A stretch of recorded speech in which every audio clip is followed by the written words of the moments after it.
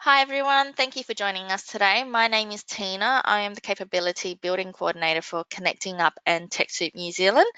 I'd like to welcome you all to the webinar Digital Transformation for Greater Sustainability and Impact, which will be presented by Ian Patterson from Human IT. We'll start with a bit of housekeeping. All lines are muted, so if you have any questions during the session, please type it into the questions box on your webinar panel, and Ian will answer them at the end of the webinar in the Q&A session. Please note that your comments and questions will not appear to the entire group. If you have any technical issues, please also put it into the questions box and I'll be able to help you out through there.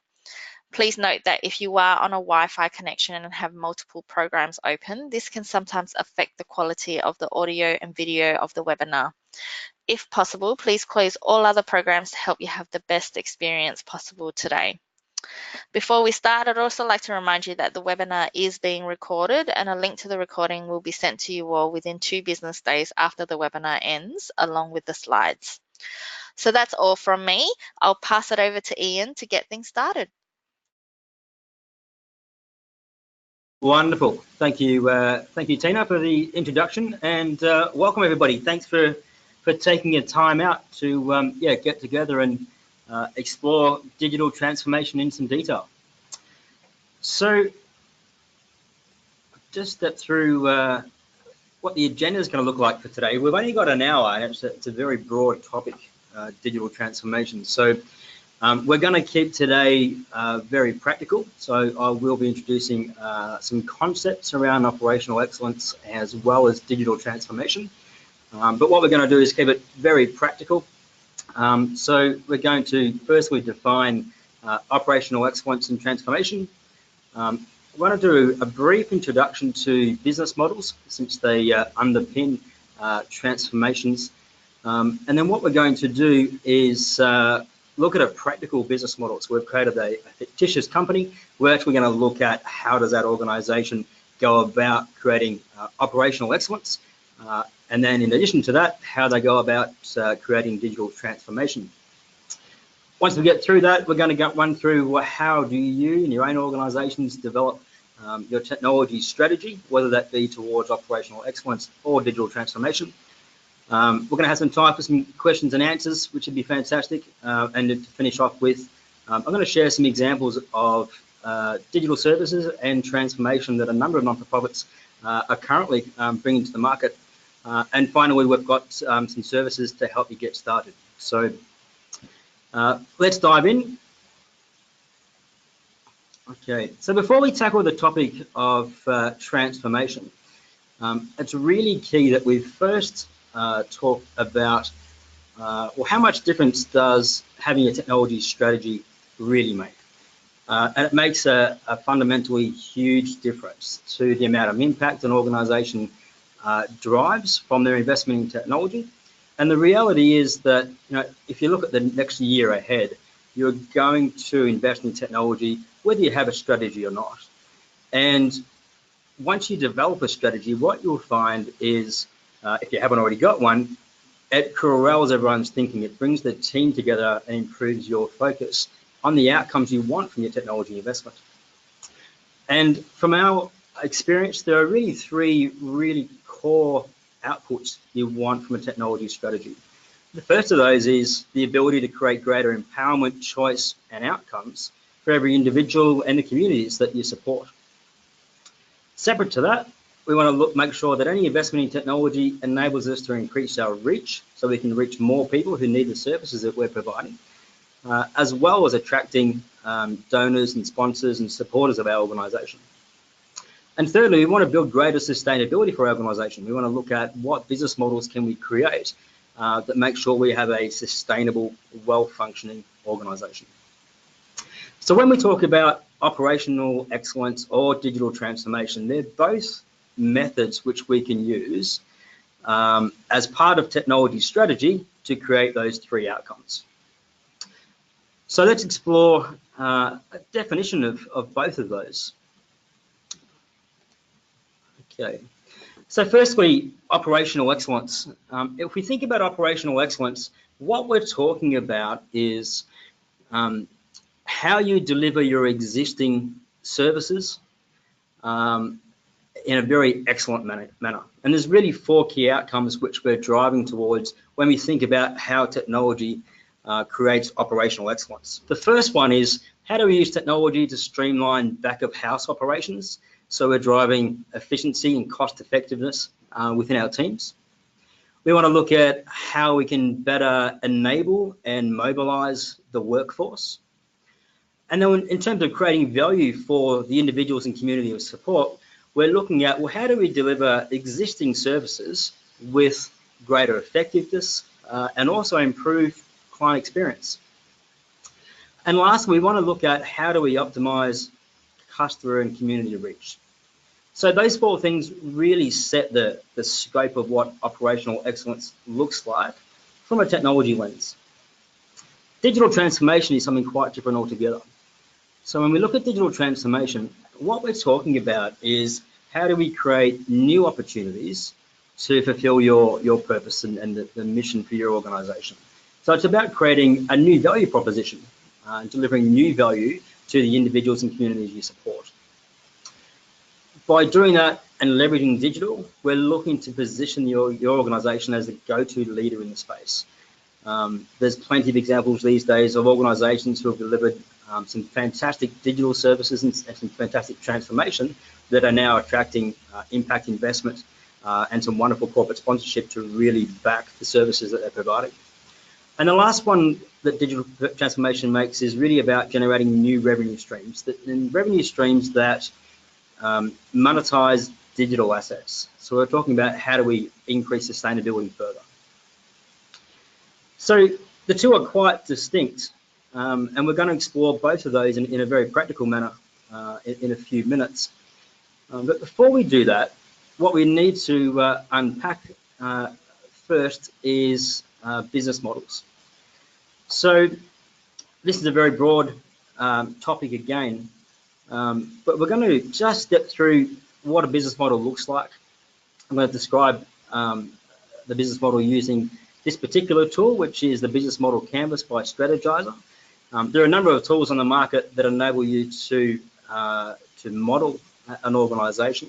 You can use this particular tool as a social lean canvas. The actual tool that you use is not as important as it is to use a model which the key leaders in your organization can all reference. So we're all using shared language and we have a shared understanding as to how your organization creates value. So let me just talk through very briefly the concept behind this particular business model tool, and then we're actually going to run through this with a fictitious company which we've created. So the idea of a business model is to describe how an organization creates, delivers, and captures value. And we start anywhere within the model, but it can be helpful to start with your value proposition. So value proposition is the product and services which your organization is providing. And you're providing that value proposition through to your customers. Bear in mind, this particular model is not designed for non-for-profit social enterprise use. However, it lends itself to that actually really quite well. So the language might be a little bit off, but the concept is absolutely spot on. So your customer segments, that might be individuals who are looking for help with mental illness. It could be individuals that are looking for housing services, whatever your customer segment is. So the way we get our value proposition through to those customers is via a channel, which is depicted here by a truck. This is all about, well, how do you create awareness for your customer segments that your products and services exist and they can leverage those for help. Apart from delivering that particular service, if you look to the top right, we start talking about customer relationships.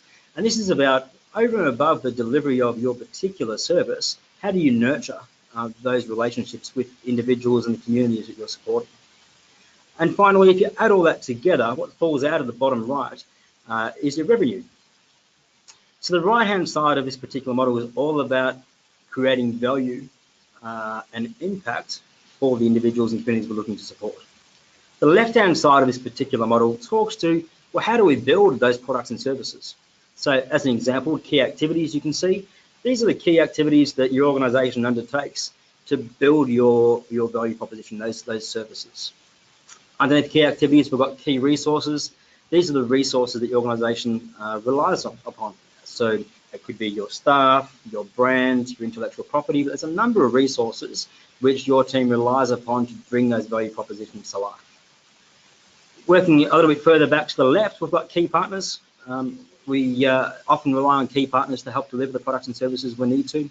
And what falls out at the bottom left-hand side of that is your costs. So these are the costs of running your organisation and building your value propositions. Obviously, what we want with this particular model is for our revenues to outweigh our costs. It's generating a surplus. We also want to make sure that our value propositions are solving problems for the individuals and communities that we support. So now that we've tackled the concept, let's look at a practical example. So we've created an example company here called HFE, so Housing for Everyone. HFE's purpose is to provide access to affordable housing and support for individuals and families at risk of homelessness. So with that purpose in mind, we're going to look at, well, what does the business model look like for HFE? Now, don't get too caught up in the detail of this particular business model. I'm keeping it really simple because we have only got an hour to walk through this. In reality, business models are a little bit more complex, but for the purpose of illustrating operational excellence and digital transformation, we're going to keep it pretty simple. So firstly, if you look at the value propositions for HFE, they provide access to short-term housing, and they also provide outreach and support services. And they provide these services to individuals and families at risk of homelessness. Now, the way they make sure people can get access to those services is via two channels. So they have government waiting lists for housing, and they have a number of support agencies who will engage HFE and say, hey, we've just had a conversation with someone who needs some assistance. Can you please go out and see how you can best help? Over and above those particular channels, HFE employ a number of housing support workers, and their job is to provide ongoing care and support for individuals and make sure they're getting the support and help they need. So whether that be access to housing, whether it be that they're in short-term housing and need additional support to get back into mainstream housing and feel safe and protected. And from that, we can see that revenues for HFE largely come from government funding in this case, and also some individuals, paying some moderate fees for short-term housing, if possible. On the left-hand side of the canvas, we can see that HFE have 4 teams. In reality, it's going to be larger, but essentially they have 4 key activities that drive the organisation. The first one is housing development, so building the houses which they make available to individuals. They have an outreach team who's tasked with obviously going out and having conversations with people at risk and working out what the plan is for each of those individuals.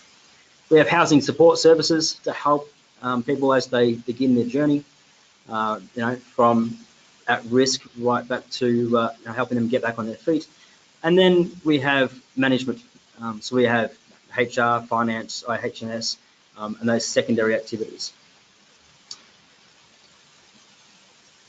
The key activities really rely on 2 key resources. Obviously, housing is a key resource that HFE owns, and also the staff. So HFE's people are a huge asset and resource that are required to bring those value propositions to life.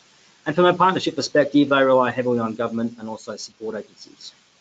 And from a cost perspective, we can see that the largest 2 costs are likely to be their people and then just general overheads.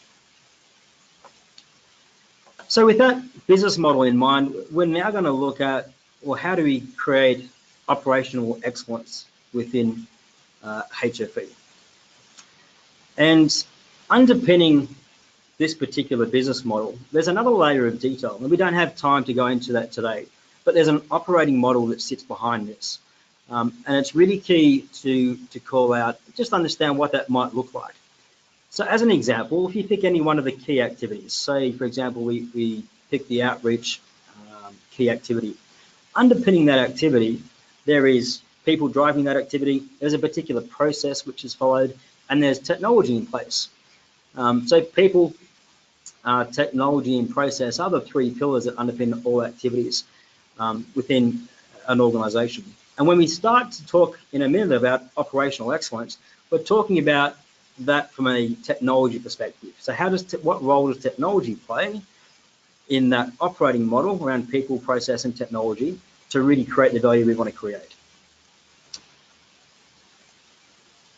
So from a technology perspective, one of the first things we really want to be looking at when it comes to operational excellence is within these key activities, partnerships and resources and costs, how do we create operational efficiencies and how do we reduce costs? On the value side of the business model, we're really looking towards, well, how do we use technology to create value for individuals and the communities which we're supporting? In addition to that, how do we use technology to create and generate revenue? Across this business model, there's a number of processes, a number of technologies. All of those technologies sit on some sort of IT platform. So it could be servers in your office, it could be servers running from a data center, it might be a mix of the two, including some public cloud type services like Office 365. Fundamentally, there's a requirement there for IT operations and risk mitigation which we need to consider. And in addition to that, when we talk about creating operational excellence, there's a very clear need for technology strategy to encompass the entire business model and also governance to make sure that whatever we're executing across that business model, we have the skills and the practices to bring those initiatives to life. So what we're going to do now is we're going to switch to a technology lens. We're going to move away from the business model for a second and look at what is a technology lens which you can use that addresses operational efficiencies, value creation, technology strategy, and IT operations. And it looks a bit like this. So this is a very similar view. You can see we've got essentially the same four disciplines around governance, risk mitigation, value creation, and operational efficiencies, wrapped up in what this refers to as the Align IT model. This is a framework which Human IT has developed to look at how do we evaluate the use of technology across an organisation. And when we unpack that a little bit further, what we get is 8 particular disciplines. And we're going to walk through for HFE what this looks like for their organisation. But just before I do that, I'll just step through at a high level what each one actually refers to. So integrated reporting, application alignment and integration, workforce collaboration and mobility, and workforce support and education are the 4 disciplines that, when running really well, enable an organisation to create a number of operational efficiencies and reduce and eliminate unnecessary costs. When we think about IT value creation, there are 2 disciplines which become really key. One is the use of digital and social media marketing.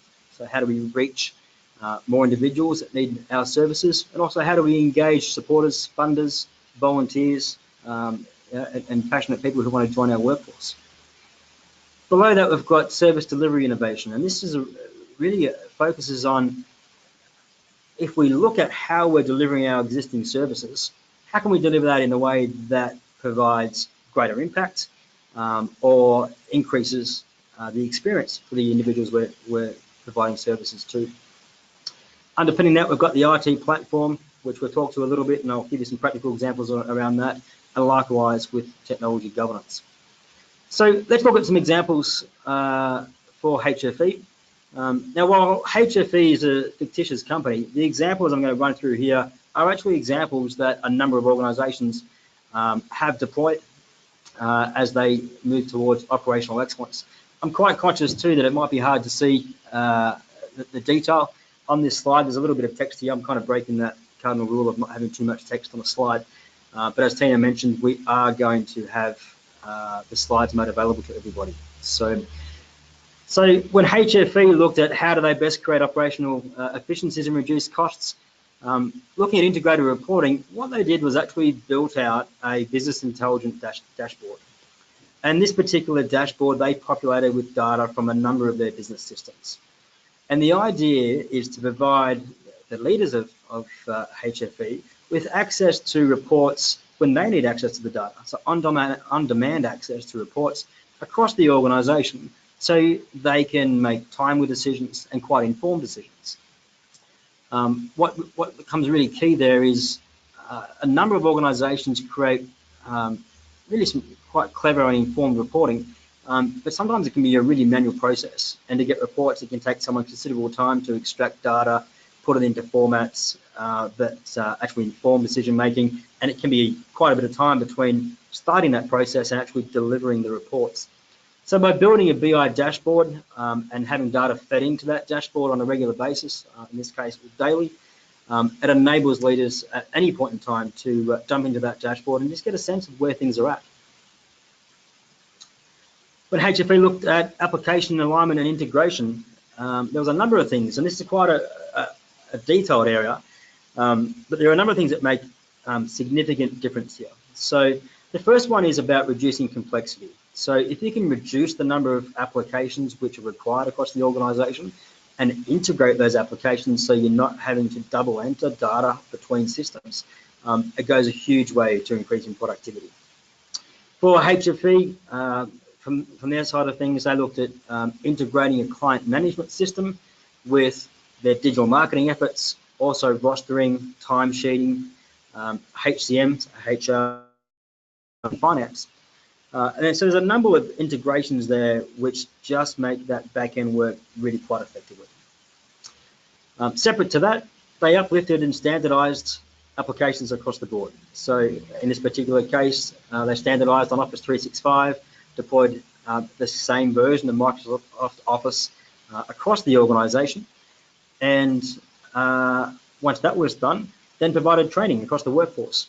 And the training was couched in how does our workforce execute our business processes. It wasn't training on Office 365 for the sake of look at all the cool things you can do with Office 365.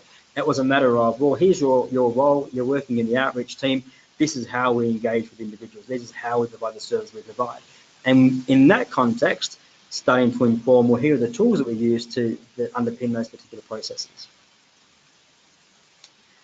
When it comes to workforce collaboration and mobility, so HFE have implemented cloud-based email with Office 365, pulled together an intranet which allows the organisation to get up to date with what's happening, news, events, shared stories from other departments, as well as access policies and procedures and some of that static information. They also deployed a knowledge management system. So what that enabled them to do was essentially store their data in a manner and also share that data where they could easily search for that data. In addition to that, the workforce was provided with mobile devices which enabled them to work from any location, and they had a reduced requirement then to print, so it reduced their paper use as well. And when it comes to workforce support and education, so they partnered with an IT firm who could provide very responsive IT support services, backed with service level agreements and that sort of commercial rigor that we all expect these days. But over and above just the IT support that comes with that, they set about to really educate their workforce on how to get the most from technology. And a big part of that these days was security awareness training. How do they stay safe online, and how do they use the HFE systems productively? So with those four things in place, the back of house side of things for HFE became very, very streamlined, very, very efficient, enabled them to push more of their funds towards the delivery of services. Moving down to the IT platform management, so HFE implemented what we call a hybrid platform. So they were using some public cloud services as well as a private cloud service. By that we mean Office 365 sitting in the cloud, integrated with infrastructure as a service. So all of their systems are deployed within a data center, which was linked to two other data centers, which provide some business continuity planning and disaster recoverability capabilities. And the platform also gives them a lot of agility, so they can scale up computing resources as they need. If they have a growing workforce, it's pretty easy to scale up the platform or scale down if that's required.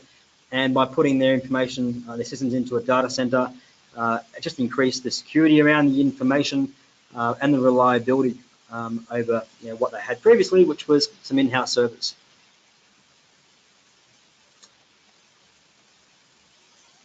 Looking at what they did from an IT value creation perspective, so they provided a web portal for support agencies to easily connect with the outreach team.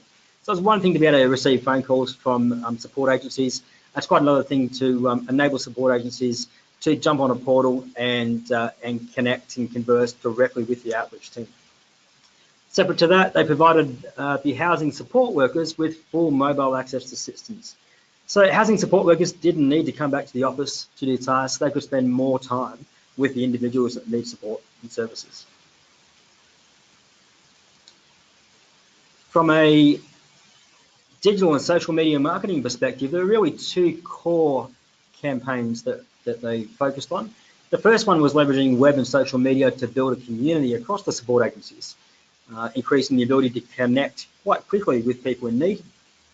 And separate to that set of campaigns, there's another set of campaigns which were focused on how does HFE share stories, engage funders, supporters, volunteers, and attract talented and passionate staff. And finally, moving around to governance, from a practical perspective, there was really three areas which HFE focused on. The first one was maturing data governance practices to comply with the changes in the Privacy Act that came in February this year around the notifiable data breach scheme. So it was about improving practices around data governance, making sure that they're protecting the privacy of the individuals they support, and obviously protecting their brand. Over and above the data governance side of things, they developed two sets of governance practices. One focused around IT operations. So that's all about, well, how do we make sure that our systems are performing well? Let's test our BCP practices. Let's make sure that our antivirus is working the way it's supposed to be working, and our security measures are in place. Let's also look at KPIs and how our IT partners are performing from a workforce support perspective. So it was that reporting and rigor around managing the operational side of technology. Separate to that, there was a governance piece they did on project execution. So bringing about these changes that we're talking through here around operational excellence required a number of projects and a significant investment of time and funding. So they invested quite heavily into developing in fact, it was a light PMO, where a project management office where they could have 4 or 5 simultaneous projects being managed individually, reporting into that PMO on risk, progress, progress to budget, progress to outcomes.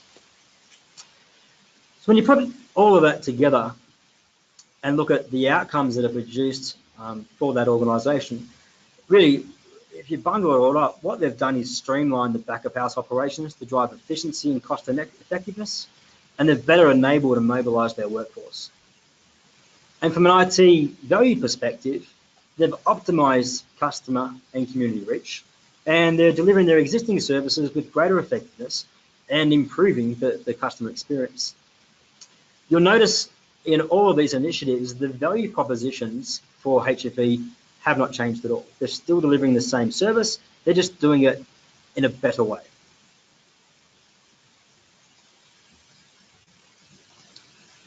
Okay, so we're going to turn our attention now away from operational excellence and start to talk about digital transformation. So we don't use the Align IT lens as the primary tool when we talk about creating digital transformation. It goes back to the fundamental business model we spoke about earlier. So when we talk about digital transformation, in HFE's case, what they did was create a new value proposition. And that value proposition was to provide individuals with direct access to be able to search and choose the services that they need. And we're targeting the same individuals in the same communities. What we're providing here is a new service for them. We're going to deliver that service to them online and via a mobile application. And that's going to enable them to look up and see, well, what housing options are available, what other support services are available that I can leverage. And to bring that value proposition to life, we're going to need some different key activities and different resources. So you'll notice the new key resource here is a services database. So this is a digital asset, a database which has been created to enable people to search for services. And we're also going to need a new team here, a new key activity, which is focused on growing and maintaining a directory of services that can be offered to individuals and families at risk of being homeless. To bring that to life, we're going to leverage a partnership with some corporate partners. And from a revenue perspective, we're actually going to work with some corporate partners to fund this initiative sustainably and for the long term. And if you think about the outcomes produced with this particular thinking, what have we really achieved? Well, really four things. So what we've done is we've created a new opportunity to fulfill our purpose. So the underlying purpose for HFE hasn't shifted at all. Their mission is still their mission, but they have created a new value proposition that delivers on that particular purpose. They've empowered their customers with greater options and greater choice. And overall, they've positioned the organisation as a leader in the space. And they've also increased sustainability. So by generating new revenues, a new revenue stream that in fact leverages this key resource, this digital asset, they've increased sustainability for the organisation. Okay. So with that in mind, we're going to spend a little bit of time and talk about, well, how did HFE go through that process and build their particular strategy? And we've been working in the NFP sector and developing strategies with organisations for a number of years now. And it's very common for organisations to pursue both operational excellence as well as digital transformation. If you were a startup, you could start with digital design thinking straight off the bat. You don't have any existing services to worry about. Great, create your new services with digital in mind from day one. It creates a number of great benefits. The reality is, though, for the rest of us, we've already got existing services. And it's quite common, especially in the non-for-profit sector, for there to be limited resources. So people have underinvested in the development of strategy and the development of technology. So when it comes to operational excellence, there is typically a very large opportunity for most organisations to improve on what they were doing or what they're doing currently. So we're seeing technology strategy developed for both. Let's increase and progress towards operational excellence. And at the same time, let's not put our blinkers on to digital transformation. Let's start to invest for some longer term initiatives. So let's have a look at what that might look like from a process perspective. And again, conscious of time, we only have an hour today. So what I'm going to present is fairly high level, but the concept you can certainly apply. So where do you start? So we recommend the first place you start is with your business model. What you want to do is document your business model. As we spoke about before, it doesn't matter too much on what tool you use. It could be the business model canvas, it could be the social lean canvas, but pick a tool which is easy to use. You don't need an MBA to understand, and that you can use across the organization so all your leaders understand and share the language around how you create value. And what you want to do is document your current business model and clearly describe how is it that you're creating value, who for, how you creating sustainability.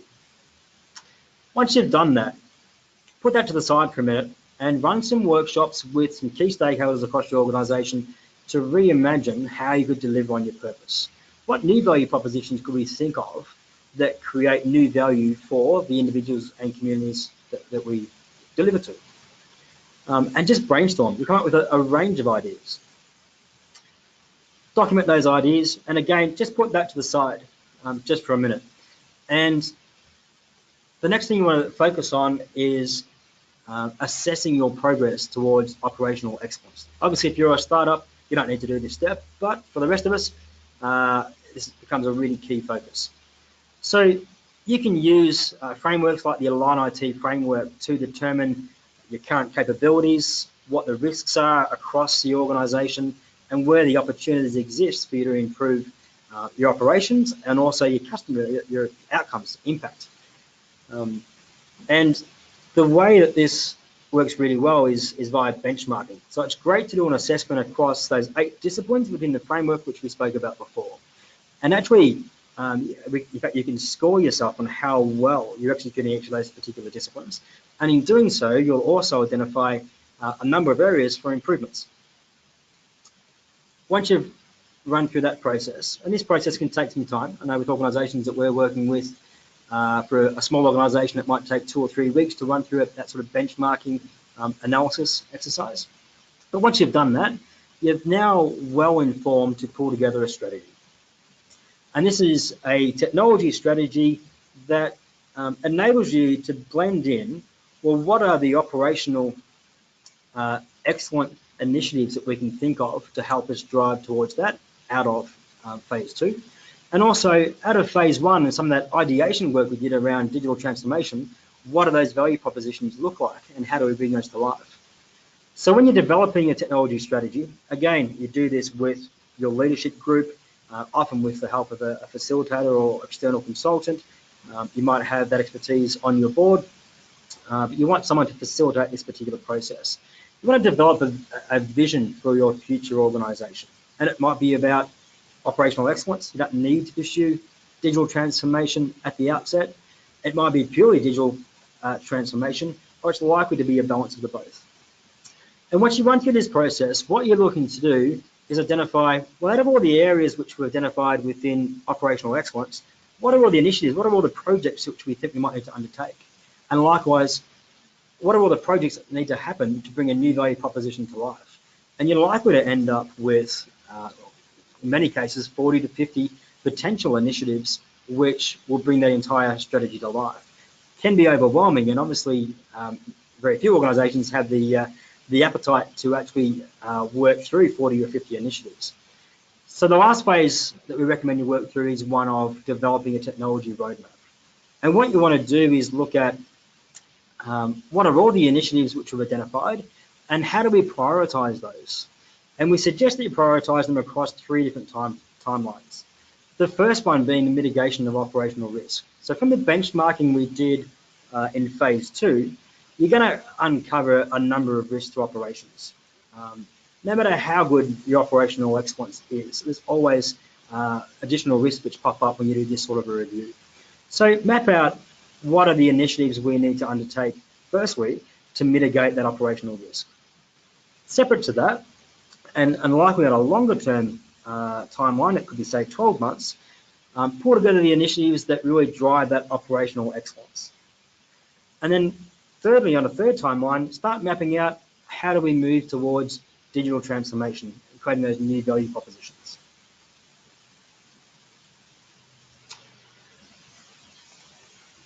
Okay. So Tina, I'm conscious of time and we're doing quite well. I've got a couple of slides that I'm keen to share around some transformation examples and also some services which could really help people kickstart their thinking around this. Before I jump to those 2 slides, it might be a good time just to take a few minutes and jump to some questions and answers if anyone has some. Thanks, Ian. We don't have any questions at the moment, so feel free to go into the examples. But if anyone does have any questions, please remember to put it into the Q&A panel.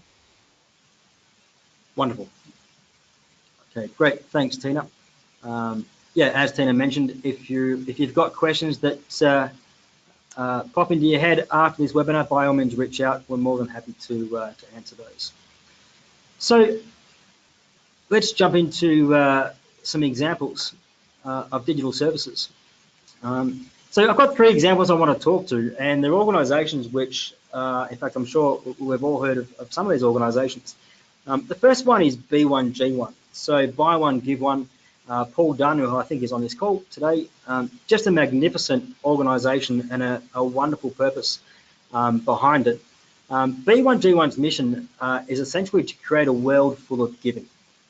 And they've developed a online platform that enables small to medium business to embed giving opportunities into their everyday business operations. So as an example, a small business might be it could be a retail store selling furniture, and they might decide we want to contribute to the world, contribute and have some social impact occur off the back of our profits.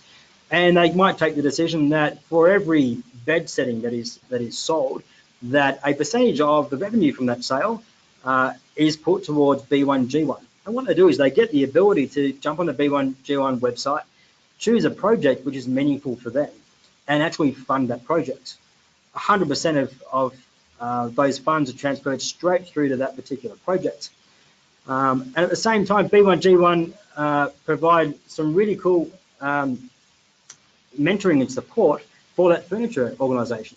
So there's things, for example, where a widget which the furniture organisation could put on their website that updates in real time and informs visitors of their website as to, well, what projects are they sponsoring and what impact are they creating. So that digital platform is truly powerful, and at the moment there's 2,200 members using B1G1, and to date a staggering 158 million impacts around the globe. So massive impact. The B1G1 organisation is going to be around for a long time, and I know Paul and Masami, the founders there, just passionate about making a huge global impact and using digital to drive that. Another example is social traders. So social traders, so they exist to create jobs for disadvantaged Australians by linking business and government buyers with social enterprise. And their aim is to create 1,500 jobs for disadvantaged Australians by 2021. And social traders are a great example of an organisation that has gone through significant business remodeling and change and created just a wonderful digital service. So at the moment, if you're a social enterprise, they provide a certification opportunity. So you have to prove that a large percentage of your profits go back to social enterprise, that you're employing people, disadvantaged Australians within the organisation, and that you can produce quality outcomes. And by certifying a social enterprise, what that enables them to do is build a matchmaking database where corporate buyers and government departments who are looking to procure services from social enterprise, they can jump on the social traders website, they can log in, they become a member, so they pay a membership fee, they can log in and get access to the 600 certified social enterprise organisations out there and start to procure services from them. And at the moment, we're looking at $105 million in procurement spend, and that will grow. So again, social traders have really looked at creating quite a clever digital asset that creates massive impact for both social enterprises and also corporate buyers. Info Exchange, dear friends of Connecting Up, are another organisation that produced the Ask Izzy platform. So Info Exchange, if you're unaware, their mission is to work with community, government, corporate partners to solve family violence, homelessness, mental health issues facing people with disabilities, the elderly, Aboriginal, Maori and Pacifica communities. So massive transformational mission there. Ask Izzy came about because the University of Sydney, they did a study where they found that almost 80% of people who are homeless own a smartphone. And what Ask Izzy does is provides access for those individuals to a comprehensive directory of services. So they can look up and find services around health, shelter, a number of services. In fact, the example we gave for our fictitious company HFE was essentially the Ask Izzy idea. So a wonderful example of the power of digital. Okay, there's plenty more examples around. I've just chosen 3, but more than happy to talk through some more if anyone else is interested in who else is creating some massive impact in this space. So we've covered a lot of information quite quickly today.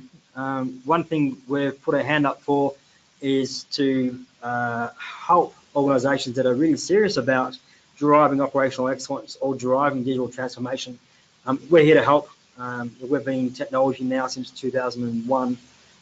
We are 100% dedicated to the not-for-profit sector, which is wonderful. And there's a number of things that we can really do in partnership to help you make some significant steps towards developing and executing your IT strategy. One of those is an online self-assessment. So the Align IT model that we looked at and that benchmarking framework, we have an online self-assessment. You're welcome to go to that assessment, fill in your details. I think it takes about 20 minutes. That's a little bit of time. But from that, our team actually sits down, analyses that information and drafts up a report to give you some insights about, well, where do you sit in terms of capability? There's an illustration to the left here which talks to various maturity levels. We'll give you an indication of where you are now, as well as what steps you can take to as you drive towards operational excellence. In addition to that, we're actually gifting 8 hours of consulting time, so we'll actually come out with you with your report. We'll deep dive into that and just help you get started. So wherever you want to use that time, we're happy to help. We only have availability of 5. The reason for that is it is quite resource intensive from our side of things. So we have 5 which we are doing over September and October. So by all means, if that's of interest to you, please send us an email. You do need to qualify, so we do require organisations to be doing greater than $5 million in operating revenue, not having a CIO on board because we'd expect the CIO to drive these sorts of services, and to be serious about embarking on a journey around transformation or operational impact. So if that's of interest, please reach out. It will be first in, best dressed based on meeting the eligibility criteria. If that's not for you right now, no problem at all. We do have some great resources which will further the thinking around what we've covered today. The first one's a book called Exponential Organizations. It's not written with purpose-driven organizations in mind. It does explore a range of ideas around how to leverage digital. It's an amazing book, and a lot of the topics covered in that book lend themselves really well to how we together can create social impact and sustainability. If you're looking for some tools around business modeling, the Business Model Canvas is the one that we use. This is a free tool put together by Strategizer. It's the collective work of multiple entrepreneurs and business owners over many years. It's a great tool. I think for a small fee you can get access to a significant number of their tools. And lastly, the Align IT white paper. If you want to know more about the Align IT, that technology lens that drives operational excellence, there's a link there. Put the details in, and you can have a read through that white paper. So Tina, that's all from me. Okay, great. Thanks, Ian. We don't have any questions at this point in time, but I will send out Ian's contact details along with the slides and the recording. So anyone who's interested in taking up the offer, please feel free to reach out to Ian directly. I'll also grab the details of Ian on the eligibility requirements so that I can send that out in the email so that it's very clear to everybody, so you know before applying whether or not you meet those requirements. Was there anything you wanted to add before I finish off, Ian? No, look, from my side, look, thank you for your time. We're really excited and passionate about using technology to create impact. So I'm hoping you guys are too. And yeah, enjoy the rest of your day and let's go create some change. Great. There will be a few more webinars that Ian will be presenting over the next few months, so we'll have those details up on our website soon and send that out to everybody as well. So thanks very much, Ian, for presenting today, and thank you everyone for joining us. I hope you have all learnt a lot from this presentation, and if you do have any questions that come to mind later on or any feedback about this webinar, please send that through to events@connectingup.org, and we'll be able to answer those questions offline. You'll also be able to contact Ian directly, as I previously said. I'll send his contact details out to everybody. Don't forget that the recording will be available within 2 business days, and a link will be sent to you with the slides. So keep an eye out on your inbox. Again, thank you for being with us, everyone, and enjoy the rest of your day. We look forward to seeing you all next time. Thank you.